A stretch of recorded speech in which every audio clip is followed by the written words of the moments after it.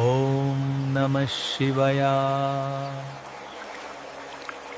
ఓం నమః శివాయ.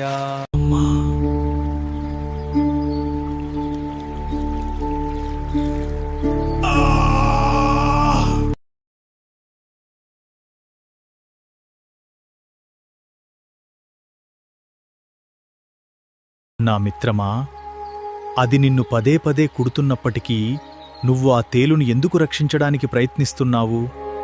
ఓ మహాదేవా, అది దాని చెడు స్వభావాన్ని చూపుతున్నప్పుడు నేను మనిషిని, మంచివాడిని, కాబట్టి నేను మంచి చేయాలి గదా ప్రభూ. నా మిత్రమా, నీ ఆలోచనలు నన్ను మంత్రముగ్ధుణ్ణి చేశాయి.